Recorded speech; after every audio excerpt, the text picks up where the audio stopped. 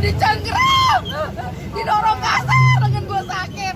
Gue gak terima, pokoknya Irfan. Keluar semuanya, rapatkan barisan. Sakit tau gue. Bapak gue polisi gak pernah melakukan anak kayak gini. Gak pernah ngelakuin lingkungan kayak gini. Badan gue kompes, gak pernah begini. Kenapa mereka begini semuanya? Gue tuh udah mikir, gue nunggu ukur dia.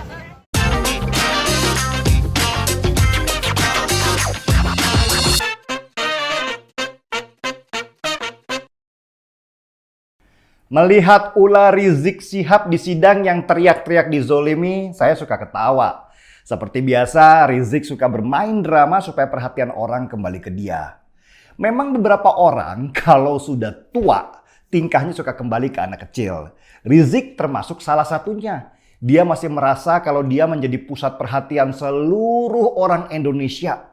Lihat aja, waktu kabur ke Saudi dulu juga, dia suka kirim-kirim video ceramahnya ke Indonesia.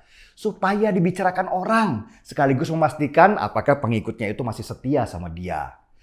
Jadi sebenarnya ulah Rizik di sidang yang teriak-teriak itu nggak usah terlalu dianggap serius lah. Itu acting saja, drama. Dan polanya ya dari dulu gitu. Saya sampai hafal apa yang akan dia lakukan. Juga gelarnya sebagai cucu Nabi terus akan dia sampaikan sebagai penguat supaya orang takut karena dia berdarah biru. Padahal nggak ngefek. Dia malah jadi bahan ketawaan orang se-Indonesia Raya. Pengikutnya modelnya mirip banget sama Rizik. 11-12. Ada mak-mak acting nangis di luar ruang sidang. Seolah-olah itu hari berkabung nasional. Actingnya jelek banget. Mirip sinetron Indonesia yang kejar tayang sehari syuting langsung jadi. Ada lagi. Neno Warisman tiba-tiba datang ke sidang dan ngaku jadi wartawan. Kapan sekolah jurnalistiknya kok tiba-tiba jadi wartawan? Lagian gak jelas dia wartawan media mana. Mungkin karena sudah dekat sekali sama Tuhan, dia akan jadi wartawan media online neraka jahanam. Beberapa pendukungnya di daerah juga begitu. Mereka ramai-ramai mencoba melakukan tekanan publik. Ada yang menggeruduk Pemkot Bogor dan memaki-maki wali kota karena mereka anggap Pemkot Bogor lah biang dari Rizik masuk penjara. Mungkin maksud mereka, kalau Pemkot Bogor diem aja, meski Rizik sudah bohong kalau dia nggak positif COVID, Rizik pasti bebas. Payah nih Pemkot Bogor kata mereka, nggak bisa diajak joinan jadi partner in crime. Aneh-aneh lah pokoknya mereka. Mereka nggak sadar kalau ulah mereka yang seperti anak-anak itu jadi ketahuan banyak orang. Dikira negeri ini masih kayak dulu, takut sama baju-baju agamis begitu. Ini era internet, Drone. Udah banyak orang melek dan wawasan mereka terbuka.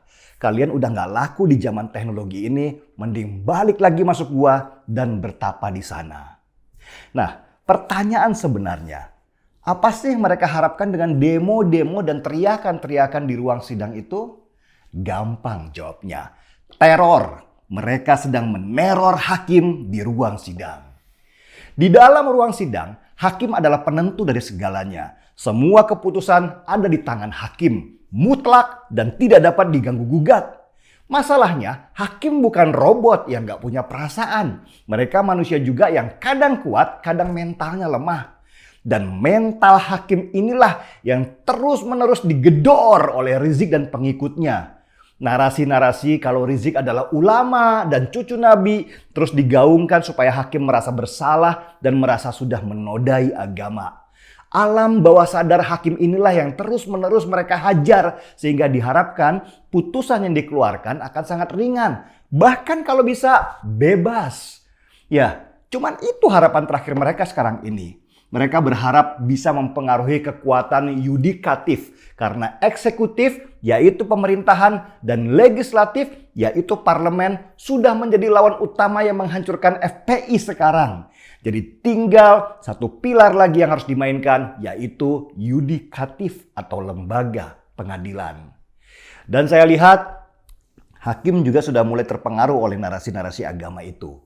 Hakim yang di ruang sidang biasa dipanggil Yang Mulia, tiba-tiba memanggil Rizik dengan gelarnya Habib. Padahal biasanya di ruang sidang, hakim selalu memanggil terdakwa dengan panggilan saudara terdakwa. Dan keanehan kecil itu akhirnya jadi banyak sorotan, banyak orang. Mereka menganggap hakim mulai longgar di dalam persidangan. Apalagi ketika permintaan Rizik untuk sidang offline dikabulkan hakim. Makin terlihatlah hakim semakin mengakomodir permintaan Rizik. Padahal anehnya, apa yang dilakukan Rizik dan pengacara-pengacaranya di persidangan seharusnya sudah memenuhi syarat penghinaan pada pengadilan atau contempt of court. Pengacara Rizik bahkan teriak-teriak di ruang sidang dengan bahasa yang tidak enak didengar. Rizik juga membuat kericuhan di dalam sidang yang tidak menghormati majelis hakim sebagai pembuat keputusan. Lucu memang, seperti ada keistimewaan terhadap Rizik ini, atau ini hanya sekedar jebakan hakim supaya Rizik dan pengacara-pengacaranya bisa terlihat semakin brutal di depan publik dan akhirnya reaksi publik justru negatif kepada dia. Entahlah, bisa saja begitu, tapi kelihatannya kok jauh ya.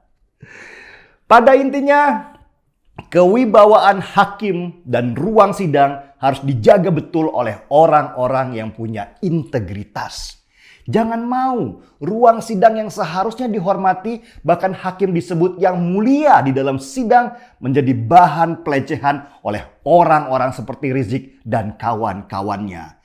Yang merasa mereka lebih tinggi kedudukannya dari manusia biasa, yang merasa mereka punya darah biru karena ada kedekatan. Oke lah, anggap saja Rizik benar cucu Nabi. Tapi kan hakim di dunia adalah wakil Tuhan. Jadi tinggian mana posisinya? Ya hakim lah. Semoga Pak Hakim bisa menjaga marwah profesi juga pengadilan. Hukum seberat-beratnya mereka menghina pengadilan.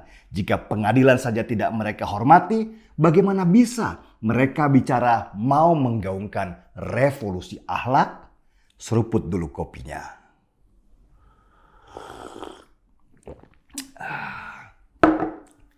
Markibong, mari kita bongkar semuanya. Saya Denny Siregar, kita di acara Timeline.